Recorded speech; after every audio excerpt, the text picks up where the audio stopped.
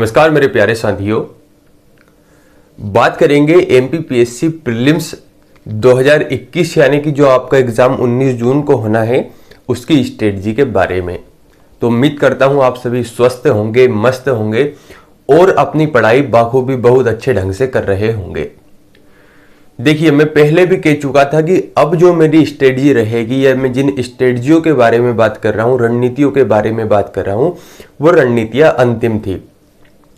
मैंने एग्जाम के 40 दिन पहले से रणनीति बनाई थी कि 40 दिन अगर आपके पास बचे हैं तो अभी भी संभव है कि आप प्रीलिम्स निकाल सकते हैं बाखूबी, या बशर्ते कि आप इन तरीकों से या इस प्रकार से तैयारी करें। जब एग्जाम से बात करें, लगभग 50 दिन, 60 दिन, 80 दिन, 100 दिन बचे हुए थे एग्जाम को लेकर। उस समय तक मैंने एमपीपीएससी प्रीलिम्स की स्ट्रेटजी के बारे में बात की। यह वह समय था जब इस समय में एमपीपीएससी प्रीलिम्स के हर एक टॉपिक बखूबी बहुत अच्छे ढंग से आप एक एक पॉइंट को अच्छे से कर सकते थे, और यहां पर कट ऑफ तो दूर, उससे भी बहुत आगे तक आप अंक ला सकते थे। यहां पर भी संभव था, यहां पर भी संभव था, और यहां पर मैंने कहा था कि संभव है लेकिन थोड़ा सा आपको ज्यादा एफर्ट लगाना पड़ेगा, ज्यादा मेहनत करनी पड़ेगी, ज्यादा डिसिप्लिन और रेगुलरिटी में रहना पड़ेगा। लेकिन अभी भी स्टूडेंट के प्रश्न आ रहे हैं कि सर देखिए, अगर हम बात करें तो एग्जाम को लेकर मेरे हिसाब से अब बचे हैं 15 दिन। अब आप कहेंगे सर अगर आज का ही दिन इंक्लूड कर लिया जाए तो लगभग हमारे पास बचते हैं 18 दिन। इन 18 दिन में से 3 दिन ऐसे रहेंगे, यकीन मानिए, बल्कि किसी के तो 5 दिन ऐसे रहेंगे जहां पर मैं गारंटी से कह सकता हूं कि आप पढ़ाई कर ही नहीं पाएंगे, चाहे आप कितना ही सोचें। भले ही वे ऐसा स्टूडेंट हो जिसने एमपीपीएससी की तैयारी बहुत अच्छे ढंग से की हो, या उन स्टूडेंट की बात करें जिन्होंने तैयारी नहीं भी की हो, तो भी इनके तो 18 में से हो सकता है 8 दिन ही खराब चले जाए। लेकिन यहां पर आप यकीन मानिए औसतन 3 से 5 दिन ऐसे रहेंगे कि जब आप तैयारी नहीं कर पाएंगे। उसके बहुत सारे रीजन हैं। अब मैं उन रीजनों की बात करूंगा तो हम जिस टॉपिक पर आए हैं वो टॉपिक छूट जाएगा। हमारा टॉपिक है कि सर बात ये है कि ये जो 15 दिन है, इन 15 दिनों में हम क्या पढ़े, कैसे हम एमपीपीएससी प्रीलिम्स निकाल पाए, और क्या पॉसिबल है कि इन 15 दिनों में एमपीपीएससी प्रीलिम्स निकाली जा सकती है या नहीं। अब देखिए, इस बात का दावा तो मैं पहले से नहीं करता आया हूं कि एमपीपीएससी प्रीलिम्स आपका निकल जाएगा या नहीं निकलेगा। बहुत हद तक ये बात डिपेंड करेगी कि आपकी तैयारी कैसी है, उस तैयारी पर डिपेंड करेगा। और मैं पहले से कहता आया हूं कि दो चीजें, एग्जाम और रिजल्ट आपके हाथों में नहीं होता है, तो इस बारे में चिंता करना ही नहीं है। इस स्ट्रेटजी को मैं शुरू करने से पहले आपके सामने कुछ बातें रखना चाहता हूं जो बड़ी महत्वपूर्ण है। पहली बात, अभी आपके मन में बहुत सारे प्रश्न उठ रहे होंगे। प्रश्न कैसे कि सर अब हमारे पास इतना कम समय बचा हुआ है कि ना ही तो हम सही ढंग से रिवीजन कर पा रहे हैं, और इसी के कारण क्योंकि हमारा सिलेबस सही से पूरा नहीं हो पा रहा है, तो ये बहुत सारे ऐसे कारण हैं जिसकी वजह से हम पढ़ाई में अपना 100% नहीं दे पा रहे हैं। तो देखिए, एक बहुत ही महत्वपूर्ण बात मैं आपको बतला रहा हूं जो आपको एग्जाम देने के बाद बहुत सही लगेगी अगर आप उसे फॉलो करते हैं। वह बात क्या है?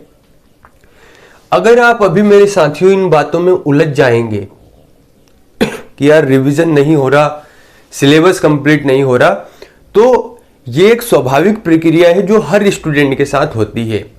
यानी अगर आपके साथ ये समस्या आ रही तो ये केवल आपकी समस्या नहीं, हर स्टूडेंट की समस्या है। इसका मतलब ये कि ये कोई समस्या ही नहीं है। क्यों? जब सभी स्टूडेंट के साथ ये समस्या है और उन्हीं में से, सभी स्टूडेंट में से कुछ स्टूडेंट जो सिलेक्शन लेंगे उनके साथ भी ये समस्या है, तो इसका मतलब ये समस्या वास्तव में है नहीं। क्योंकि एग्जाम जैसे ही नजदीक आता है हमारा माइंड हमें कुछ ऐसे संकेत देने लगता है जिस वजह से हम इन चीजों पर ज्यादा ध्यान देने लगते हैं। परिणाम ये निकलता है कि हमारी पढ़ाई बहुत ज्यादा डिस्टर्ब होती है। तो आपको क्या करना है, एक बात ध्यान रखनी है कि यार मेरा सिलेक्शन हो या ना हो, है ना। मेरा रिजल्ट कुछ भी आए, पेपर में टफ क्वेश्चन आए या इजी क्वेश्चन आए, पेपर में हमारे पास 15 से 18 दिन बचे हुए हैं, तो मुझे बस इन 15 दिनों में अपना 100% देना है। इस थॉट को निकाल ही देना है कि मेरा एग्जाम में क्या होगा, क्या नहीं होगा, कैसे क्वेश्चन आएंगे, मैं वहां पर स्वयं को नॉर्मल रख पाऊंगा या नहीं, सारे क्वेश्चन निकाल फेंकिए। माइंड में केवल 15 दिन एक बात चलनी है कि मुझे जितना सिलेबस कंप्लीट होता है उतना सिलेबस कंप्लीट करना है, और मुझसे जितना रिवीजन हो सकता है मैं बार बार रिवाइज करूंगा। मैं इन 15 दिनों में अपना 100% दूंगा। बस 15 दिन आपको ये सब बातें हम देख लेंगे। ये सब बातें जो रिवीजन है, सिलेबस है, ऐसे जो क्वेश्चन है, ये हम देखेंगे 19 जून के बाद। 19 जून तक केवल आपको 100% देकर तैयारी करनी है। यहां तक क्लियर है? एक चीज तो ये ध्यान देना है। दूसरी बात, ये सभी स्टूडेंट के लिए है। अब आपके पास है मात्र 15 दिन, तो आपको क्या करना है, एक टेस्ट सीरीज ज्वाइन करनी है।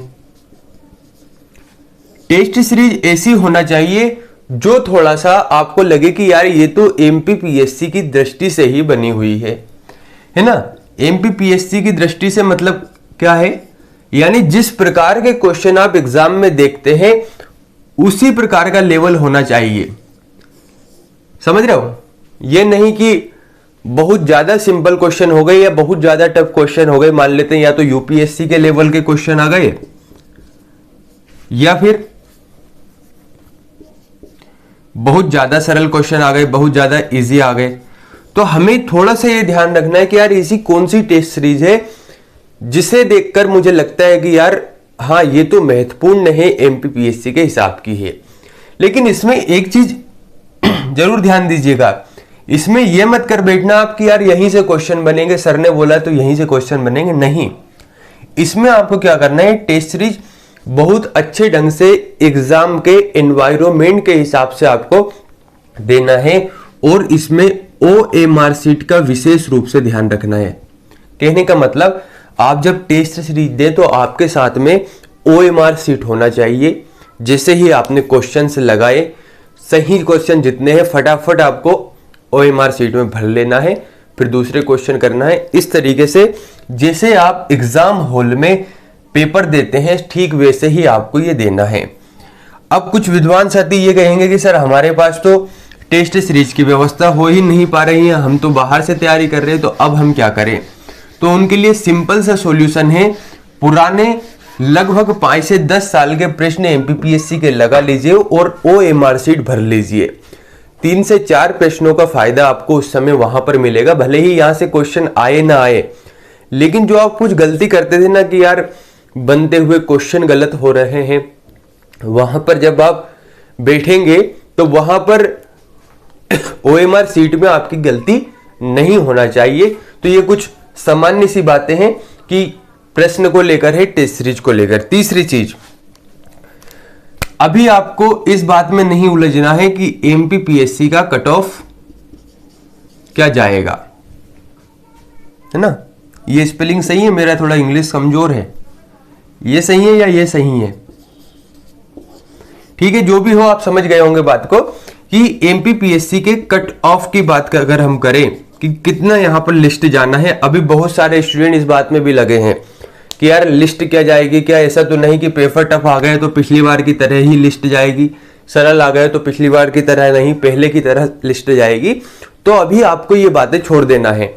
कहने का मतलब, अगर मैं साधारण रूप से बात करूं, सिंपल भाषा में बात करूं, तो आपको केवल एक बात का ध्यान रखना है कि जितने भी तमाम तरीके के प्रश्न आपके माइंड में आ सकते हैं, उन सभी प्रश्नों से कहिए कि देखिए भाई साहब, अब हम आपसे मिलेंगे 19 जून के बाद। ठीक है, जितने भी माइंड में प्रश्न आ सकते हैं सभी प्रश्नों से कह दीजिए कि हम आपसे बात करेंगे 19 जून के बाद। 19 जून तक हमारे पास आपके लिए कोई अपॉइंटमेंट नहीं है। अभी हमारा पूरा समय एमपीपीएससी प्रीलिम्स के लिए है। अभी हम केवल रिवीजन करेंगे, कुछ छूटा है तो उसे पढ़ेंगे। ठीक है, इस बात को ध्यान रखिएगा। और अगर आप इस बात को फॉलो करते हैं तो यकीन मानिए 19 जून को आपका जो प्रदर्शन है वह बहुत अच्छा रहेगा, बहुत अच्छे ढंग से पेपर देकर आएंगे और मुझे कमेंट करके जरूर बतलाएंगे कि सर आपने जो बात बताई थी वह हमारे लिए बहुत ही उपयोगी रही। तो अब हम बात कर लेते हैं कि इन 15 दिनों में हम तैयारी कैसे करें। देखिए, पहली बात तो ये कि आप जरूर ये उम्मीद लगाकर आए हैं कि सर कोई ऐसा रामबाण उपाय बताएंगे कि इन 15 दिनों में हम सिलेक्शन ले ही लेंगे। तो मेरे भाई, मेरे पास ऐसा कोई रामबाण उपाय है नहीं जो मैं आपको बतला दूं और जिसे देख कर कि आप, हाँ सर ने कहा कि ये 5 वीडियो देख लीजिए या मेरा ये वीडियो देख लीजिए या इस बुक को पढ़ लीजिए सिलेक्शन हो जाएगा। नहीं, मैं हमेशा से रियलिटी बेस्ड बात करते आया हूं। कभी भी मैं ऐसी अनौपचारिक बातें नहीं करूंगा जो आपको लगती है कि यार मैं अभी कह दूं आपसे कि 15 दिन में आप इतना पढ़ लीजिए आपका सिलेक्शन हो जाएगा, लेकिन पॉसिबल भी तो होना चाहिए। मैं रियलिटी बेस्ड बात करूंगा। अभी हम केवल स्ट्रेटजी की बात करते हैं कि लास्ट 15 डेज की बात करें तो क्या स्ट्रेटजी हमें इन लास्ट 15 डेज में बनानी होगी। बहुत महत्वपूर्ण दिन है। एक एक दिन का, एक एक घंटे का, एक एक मिनट का, एक एक सेकंड का, एक एक सेकंड के नैनो सेकंड तक आप जहां तक जा सकते हैं, हर एक चीज आपके लिए, हर एक समय आपके लिए बहुत ही ज्यादा महत्वपूर्ण है। देखिए, अब इस लास्ट 15 डेज की स्ट्रेटजी में हम 2 प्रकार के छात्रों की बात करेंगे, 2 स्टूडेंट्स की बात करेंगे। एक जिनका सिलेबस कंप्लीट हो चुका है ना, सिलेबस कंप्लीट हो चुका है, उन्हें क्या करना है, और जिनका सिलेबस कंप्लीट नहीं हुआ है उन्हें क्या करना है। क्योंकि दोनों के लिए एक स्ट्रेटजी तो हो नहीं सकती, दोनों के लिए थोड़ा सा स्ट्रेटजी अलग होगी। तो क्या होगी स्ट्रेटजी? सबसे पहले हम बात करते हैं जिनका सिलेबस कंप्लीट हो चुका है उन स्टूडेंट की। देखिए, आप सभी जानते हैं चूंकि आपका सिलेबस अगर कंप्लीट हो चुका है इसका मतलब आपके पास अब केवल एक काम है, वह है रिवीजन करना। लेकिन आप भी जानते हैं कि पूरे सिलेबस को बहुत अच्छे ढंग से बार बार रिवाइज नहीं किया जा सकता। अगर हम पूरे सिलेबस की बात करें तो बहुत बड़ा आपका सिलेबस है और पूरे सिलेबस को बहुत अच्छे ढंग से रिवाइज नहीं किया जा सकता। इसके पीछे क्या कारण है? मान लेते हैं हम 10 यूनिट को बहुत अच्छे ढंग से रिवाइज करने के लिए निकल पड़े। उन 10 यूनिट को रिवाइज करते करते आपको समझ में आया कि यार अगर मैं इस यूनिट पर कम ध्यान देता और इसकी अपेक्षा इस यूनिट पर ज्यादा ध्यान देता, कोई भी 2 यूनिट ऐसी मान लेते हैं, तो शायद मेरे सिलेक्शन के चांसेस ज्यादा रहते। कहने का मतलब ये कि अब आपको क्या करना है, एक बात का ध्यान रखना है कि 70% रिवाइज ऐसे टॉपिक को करना है। 70% रिवाइज से मेरा मतलब यह है कि अगर आप मान लीजिए ये 100% टाइम दे रहे हो तो 70% टाइम आपको केवल कुछ चुनिंदा या कुछ ऐसे टॉपिक जिन्हें आपने पहले से सिलेक्ट कर रखा है उन पर ध्यान देना है। और 25% की बात करें तो ऐसे टॉपिक की बात कर सकते हैं जहां पर प्रश्न, या अगर हम बात करें प्रश्नों की संख्या की बात करें जहां से बहुत कम आने उन पर ध्यान देना है। तो अब क्या करना है आपको, वे चीज सही ढंग से समझ लीजिए।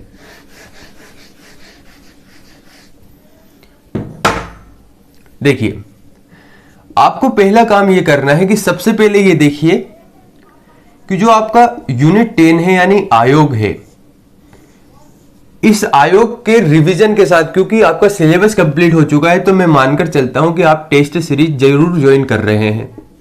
आपने टेस्ट सीरीज लगा ही रखी होगी, क्योंकि जिनका सिलेबस कंप्लीट हुआ है मैं यकीन से कह सकता हूं कि ये ऐसे छात्र हैं जो बड़े ही डिसिप्लिन है, जिन्होंने बहुत ही रेगुलर तरीके से पढ़ाई की है, कंसिस्टेंसी मेंटेन की है। यानी जो छात्र एमपीपीएससी को चाहिए, जैसे अभ्यर्थी, जैसे विद्यार्थी चाहिए, ये वही विद्यार्थी है। तो आपको क्या करना है मेरे प्यारे साथियों, जैसे यूनिट 10 है, आपको यह करना है कि यूनिट 10 में आपने टेस्ट सीरीज तो ज्वाइन कर ही रखी होगी। तो यूनिट 10 की जब टेस्ट सीरीज आप दे रहे हैं तो आपको यह देखना है कि कहीं ऐसा टॉपिक तो नहीं है जहां से मेरे प्रश्न बार बार गलत हो रहे हैं। अगर बार बार गलत हो रहे हैं तो उसे बार बार रिवाइज कीजिए। समझ रहे हो आप? जैसे मान लेते हैं पर्टिकुलर अगर हम बात करें तो कोई जो चीज आपकी बार बार गलत हो रही है वह हो रही है स्थापना से संबंधित चीजें। कि भारत निर्वाचन आयोग की बात करें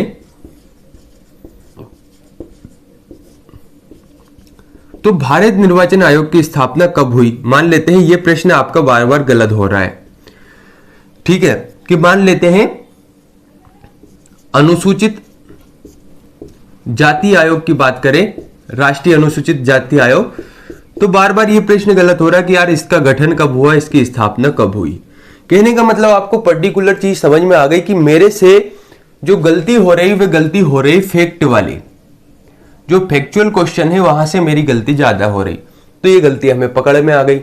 तो आपको क्या करना है, इन चीजों को एक बार रिवाइज कर लेना है। अब केवल भारत निर्वाचन आयोग की स्थापना नहीं देखना है, क्यों? क्योंकि हमें हमारे माइंड का स्ट्रक्चर पता लग गया कि मैं फैक्चुअल चीजों को ज्यादा भूल रहा हूं। जैसे कि स्थापना, कि यार मान लेते हैं यहां पर कोई भी चीज मान लेते हैं 25 जनवरी 2022 कहीं लिखा हुआ है, ठीक है, तो कि यार अगर 2022 है, केवल एक चीज है तो मैं याद रख पा रहा था, लेकिन 25 जनवरी 2022 तो मैं यहां पर बार बार भूल रहा हूं।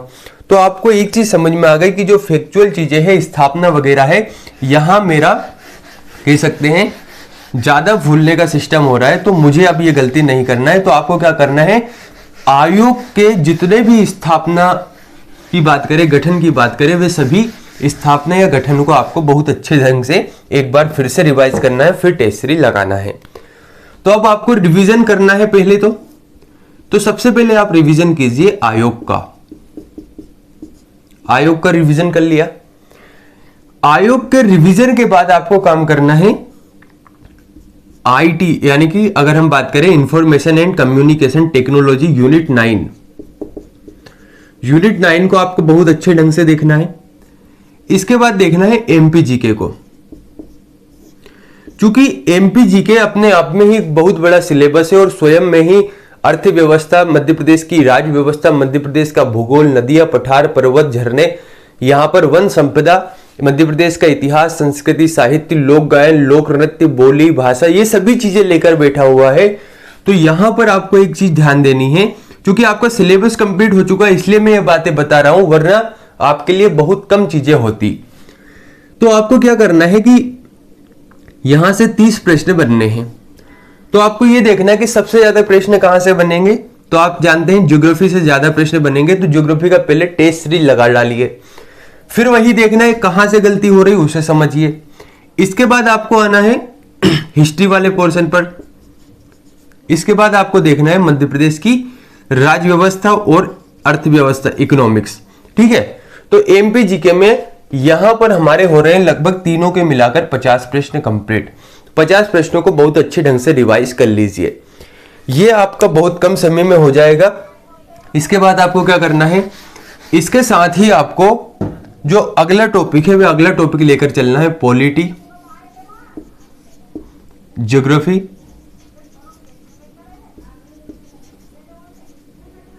ठीक है, और इसके बाद करंट अफेयर्स। तो जैसे ही आप एमपीजीके आयोग और यूनिट 9 यानी कि सूचना एवं संचार प्रौद्योगिकी को कंप्लीट करेंगे, आपको पॉलिटी, ज्योग्राफी और करंट अफेयर्स इस पर ध्यान देना है। इनके बाद में जो टॉपिक बचे हुए हैं, चाहे वे यूनिट 7 हो, ठीक है, चाहे वे यूनिट 2 हो यानी कि इतिहास हो, इसके बाद में उस पर ध्यान देना है। अगर आप ऐसे रिवीजन करते हैं तो आप बहुत ज्यादा बेनिफिट या कह सकते हैं बहुत ज्यादा फायदा आप यहां पर खुद का कर पाएंगे। रिवीजन कैसे किया जाता है इस पर भी हम बात करेंगे, एक अगला टॉपिक लाएंगे। अगर अभी हम डिस्कस करेंगे तो बहुत ज्यादा समय हो जाएगा। बस आपको चीजों को बार बार दोहराते रहना है ताकि चीजें याद रहे। तो ये तो हो गई वे स्टूडेंट जिन्होंने सिलेबस कंप्लीट कर लिया है, लेकिन आज की हमारी स्टडी विशेष रूप से थी उन स्टूडेंट की जिन्होंने सिलेबस को कंप्लीट नहीं किया है। तो अब देखते हैं ऐसे मेरे विद्वान साथियों के लिए क्या स्ट्रेटजी होनी चाहिए। देखिए, क्योंकि आप सभी जानते हैं कि आपका सिलेबस कंप्लीट है नहीं। अब सिलेबस कंप्लीट नहीं है तो इसका मतलब मैं ये बात नहीं कह सकता कि आप 85 नंबर ले ही आएंगे। ये कुछ आपके रिस्क पर भी डिपेंड करता है कि आप क्या करते हैं, क्या नहीं करते हैं, आप कितना पढ़े हैं, कितना नहीं पढ़ेंगे। इन सभी चीजों पर डिपेंड करता है कि आप कितने नंबर पेपर में ला सकते हैं। हमें मतलब है 75 नंबर से, और अगर आपने पहले कुछ तैयारी कर रखी हो, साथ में अगर हम अभी की बात करें कुछ चीजें आप ऐसी सिलेक्ट कर पाए तो आप 75 नंबर या कट ऑफ तक पहुंच सकते हैं। क्यों? क्योंकि जो व्यक्ति 50 नंबर अगर सही कर सकता है पूरे पेपर में, तो 10 से 15 नंबर फिर तुक्के लगा ही सकता है, तो 65 नंबर हो गए यहां पर तुक्के और सही मिलाकर। इसके बाद कुछ ऐसे क्वेश्चन होते हैं जिन्हें देखकर लगता है कि यार ये मैं कर सकता हूं, तो कहने का मतलब 70 से 75 तक पहुंच सकता है। बस थोड़ा सा पेपर सोल्व करने की मेथड आपको पता होनी चाहिए, और वह मेथड क्या होती है, तुक्के कैसे लगाते हैं, उसके ऊपर हम एक वीडियो लाएंगे कि जरूर पता लग रहा है कि आपने कितना ही पढ़ लिया और वहां पर पेपर में आप गलत कर बैठे, तो ये नहीं करना है। हम डिटेल में बात करेंगे उस टॉपिक पर कि पेपर को कैसे सोल्व करना है, तुक्का कैसे लगाना है, ठीक है। बात ये आती है कि आपके लिए बेस्ट स्ट्रेटजी क्या हो। देखिए, अगर मैं आपसे बोलूं कि आपको एमपीजी के उदाहरण के लिए आपको आयोग, आपको सूचना एवं संचार प्रौद्योगिकी,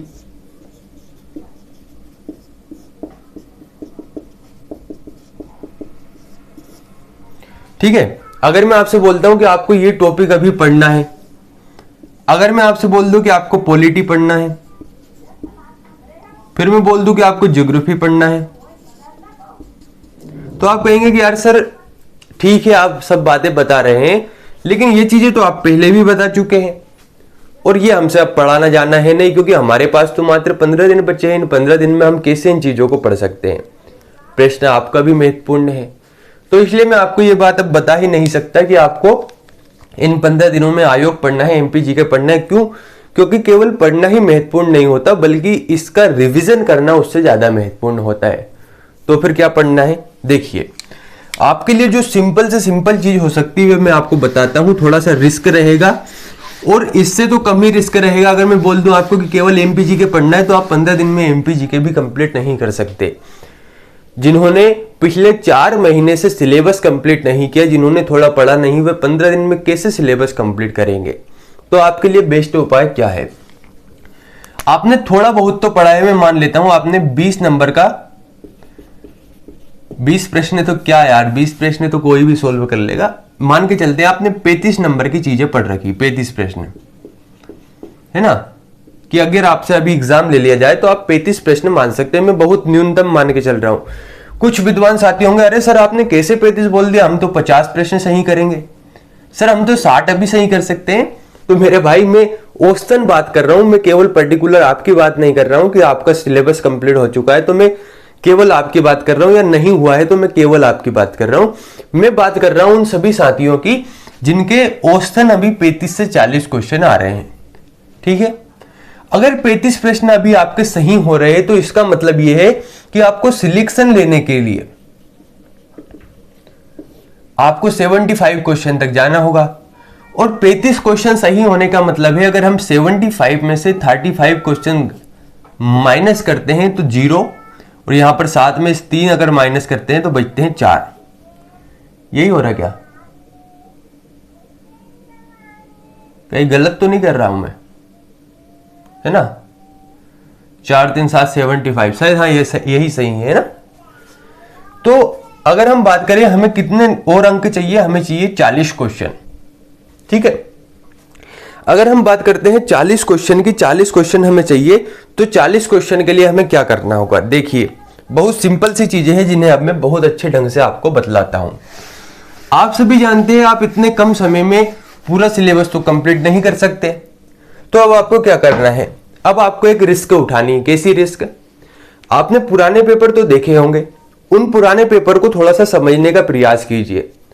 जब आप समझेंगे तो आपको कुछ चीजें ऐसी दिखेगी जहां से आपको प्रश्न हमेशा दिखेंगे। जैसे उदाहरण के लिए, शायद ही ऐसा कोई टाइम होगा जब मध्य प्रदेश की नदियों से प्रश्न नहीं आया होगा। नदियां, अब मैं केवल मध्य प्रदेश की नदियां नहीं लिख रहा हूं, यहां पर भारत की नदियों के भी बारे में बात कर सकते हैं, पठार की बात कर सकते हैं, जलवायु की बात कर सकते हैं। समझ रहे हो आप मेरे कहने का मतलब? मेरे कहने का मतलब यह है कि अगर आप बहुत अच्छे ढंग से एनालिसिस करेंगे और आप पेपर को समझने का प्रयास करेंगे, तो आप पूरे जो यूनिट 10 है, यूनिट 10 से मतलब जो 10 इकाइयां हैं, इन 10 इकाइयों में आप कम से कम 30 टॉपिक ऐसे ढूंढ लोगे जहां से आपके एक या दो प्रश्न बनना ही है। बनने का मतलब 100% वहां से आना ही है। जैसे कि उदाहरण के लिए जैसे मानकर चलते हैं जनगणना से एक प्रश्न आना ही है। उदाहरण के लिए खनिज से एक प्रश्न बनना ही है। उदाहरण के लिए जनजातियों से एक प्रश्न बनना ही है। कहने का मतलब समझ रहे हो? आपके 35 प्रश्न पहले से कंप्लीट है। तो अब आपको एक बात ध्यान रखना है कि पूरे सिलेबस में भले ही आज का एक दिन पूरा लग जाए, आपको 30 से 35 टॉपिक ऐसे चिन्हित करना है जहां से आपको संभावना बड़ी ही प्रबल लगे कि यार 100% यहां से प्रश्न बनना ही है। और वे 35 टॉपिक आप कंप्लीट करेंगे तो यकीन मानिए 15 दूनी 30, यानी कि एक दिन में 3 टॉपिक आप आसानी से कंप्लीट कर सकते हैं। और एक दिन में 3 टॉपिक कंप्लीट करने का मतलब उनका आप रिवीजन भी कर पाएंगे। रिवीजन अगर आप करेंगे तो आपने चूंकि बहुत कम सिलेक्टेड चीजें पढ़ी हैं, तो 30 में से अगर 30 प्रश्न भी बन गए तो आपके 30 सही हो जाएंगे। 35 वे थे ही, तो 30 और 30 65 क्वेश्चन हो रहे हैं। 10 प्रश्न आप तुक्के लगाकर सही कर सकते हैं। है रिस्क यहां पर, मैं ये बात नहीं कर रहा हूं कि रिस्क नहीं है, रिस्क है। लेकिन मैं क्या कह रहा हूं समझिए कि 30 क्वेश्चन अगर आपके इन टॉपिक में से आ जाते हैं, और जो कि बड़ी ही संभावना है कि आ सकते हैं, अगर आप पूरे टॉपिक को चिन्हित करेंगे तो आपको 30 प्रश्न या 30 टॉपिक ऐसे मिल ही जाएंगे जहां से 30 प्रश्न आते ही है। आप क्यों हमेशा औसतन नंबर ला पाते हो, उसके पीछे का कारण समझते हो? यही कारण है कि कुछ चीजें ऐसी होती है जहां से प्रश्न बनना बिल्कुल पॉसिबल है। तो आपको क्या करना है, आपको केवल एक काम करना है कि कुछ 30 से 35 टॉपिक चिन्हित कर लीजिए, उन्हीं टॉपिक को बार बार पढ़िए। और अब आप कहेंगे कि सर हमें तो वे टॉपिक भी नहीं मिल रहे, तो आप इसके ऊपर वीडियो बना दीजिए। तो अगर ज्यादा से ज्यादा कमेंट आएंगे मेरे पास कि सर इसके ऊपर वीडियो बना दीजिए कि 30 टॉपिक या 35 टॉपिक कौन से हैं, तो मैं बिल्कुल वीडियो बनाने का प्रयास करूंगा। और कमेंट नहीं आएगा, आपको ही परवाह नहीं है, तो मैं क्यों बनाऊं? समझ रहे हो आप मेरी कहना? तो अगर आपको लगता है कि आप नहीं कर पा रहे हो चिन्हित, तो जरूर मैं कोशिश करूंगा कि आपके लिए वे टॉपिक बता सकूं। लेकिन अगर कमेंट मेरे पास नहीं आता है ज्यादा से ज्यादा लोगों का, तो मैं नहीं बना पाऊंगा। ठीक है दोस्तों, तो ये हुई कुछ लास्ट 15 डेज की स्ट्रेटजी। थोड़ा सा खुद का ध्यान रखिए, तनाव में मत आइए, समय बहुत कम है। तमाम तरीके के प्रश्न जो आपके दिमाग में चल रहे हैं उन्हें निकाल कर फेंकिए। अभी केवल इस बात पर ध्यान दीजिए कि मुझे प्रीलिम्स में इन 15 से 18 दिनों में अपना 100% देना है, मतलब देना है। धन्यवाद।